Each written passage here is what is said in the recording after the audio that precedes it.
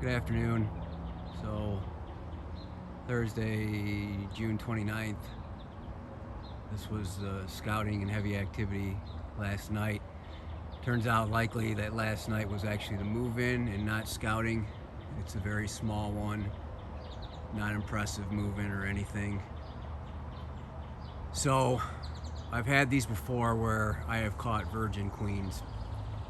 I am not sure if when a virgin queen goes out on her mating flight, so just to back up, virgin queen swarms, leaves, takes some of the colony with her. She comes here with the scouts that have found the location, moves in, and then goes out on mating flights. She's still not able to lay eggs.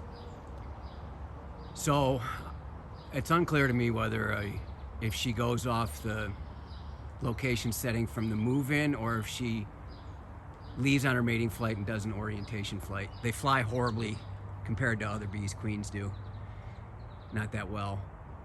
So I don't want the risk of moving this and her getting turned around and not knowing how to get home because she doesn't do an orientation flight. So I'm going to feed it right at this location. They need feed. It's a small colony, and I've done this before, and I've actually witnessed what I believe would be their mating flight. So everything's calm now, nothing going on.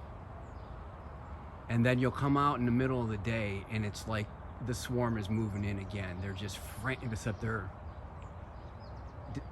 frantic. They're not organized. It's just bees flying everywhere, and it seems to be not the figure eight of orientation flights. It's just chaos. And I believe that, I know when the queen leaves on her mating flights, they don't like that.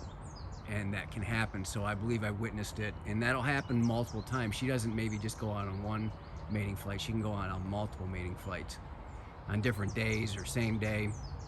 So I'm not going to move this one for a while. I'm going to feed it. This is why I have the feed port in the top of my traps. Last year I didn't use them very much.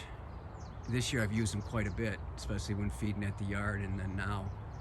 So I always have the feed port on the top of my traps, and I also always level these traps from front to back. That's the way the frames are, so that they're plumb when they draw them out. If this is all wonky in the tree and you just try doing this and they're drawing comb at the same time, you're not going to get good comb. So I take the time to always level them. My traps are equipped with a way to feed them. Don't always use it. And now you see I also have a front entrance and a side entrance now, depending on how I want to position them in a tree or in a stand or on somebody's garage. Maybe it's a narrow space and I want to use the side, also the vents. So I guess what I'm trying to say is always plan ahead with your swarm traps. I've had to drill feed holes. That's how I came up with this on site. Wasn't exactly fun with bees in the trap when I decided I needed to feed them. So now all of them are equipped with it in the off season.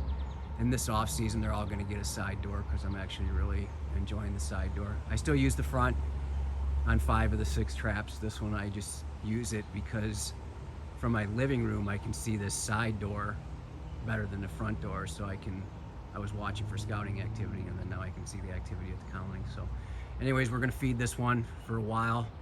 I am going to shield that. I'm going to put the upside down nuke on top of there, if you've seen in the other videos, with some rocks on top just to make sure a squirrel or something doesn't take everything down. And we'll monitor this one here, so this will be interesting. Looking forward to see if I can get some footage of a mating flight, and we'll use this as the example, right? Everything's calm, no one's freaking out, and I just was up on top of there putting that, so, but they'll be all out and chaotic if she's out on a mating flight, so we'll know that in a couple days.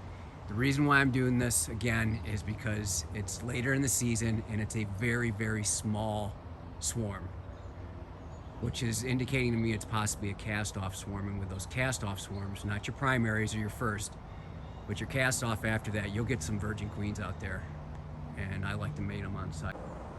So if this is a virgin queen and she is not successful in returning from her mating flight, these bees are doomed. This colony has no eggs because she's not laying yet. They have no way to produce a new queen. I'm not going to give them a frame that has eggs on it from a established colony that I have, or another swarm that I caught that's, you know, trying to build up for winter. My swarms have to stand on their own.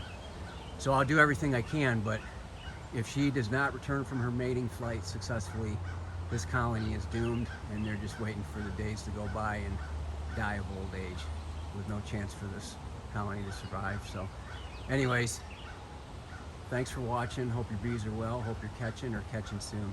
Take care.